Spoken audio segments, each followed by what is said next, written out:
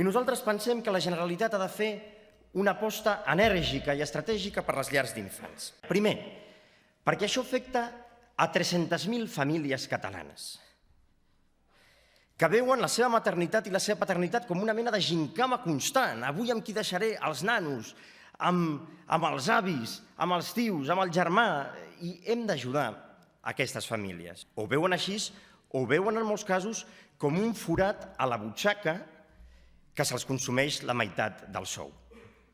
En segon lloc, per criteris pedagògics, l'educació infantil és important per adquirir hàbits d'autonomia, hàbits socials i competències cognitives. Per tant, hem de fer una aposta clara per aquest període. És un mecanisme imprescindible d'igualtat d'oportunitats i tothom té dret a poder tenir una vida professional plena i una vida familiar reeixida. I encara això és especialment important per les dones, perquè són qui pateixen més aquella sensació d'angoixa, de culpabilitat, d'estrès, d'haver de triar, com ens diuen les enquestes, entre una vida professional plena i una vida maternal i familiar també completa, com els homes, però els homes, això històricament no ha estat així, i ha de ser igual. I això, consellera, és l'evolució de la inversió de la Generalitat en escoles bressol aquests darrers anys.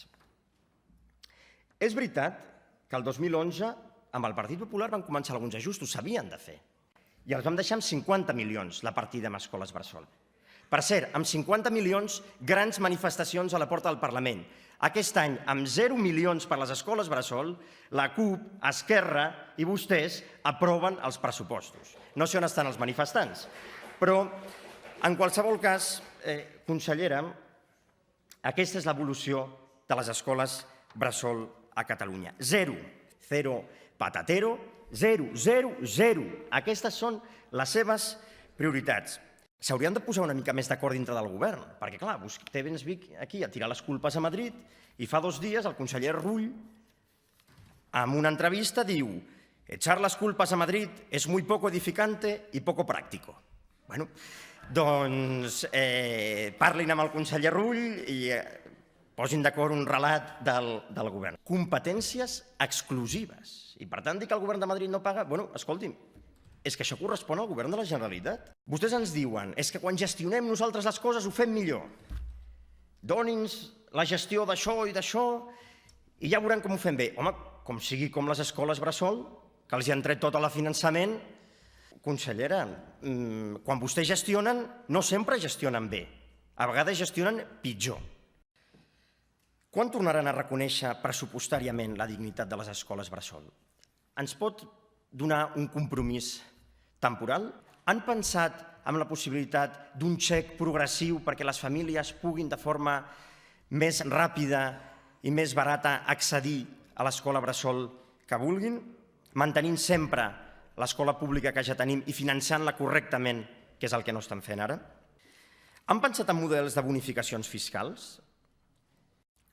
Els pares i mares de Catalunya no volem haver d'escollir entre la maternitat i la paternitat i la professió. No volem viure amb angoixes la vida familiar i laboral. No volem que ser pares sigui una gincana constant, pensant en qui deixaràs els nens avui i demà.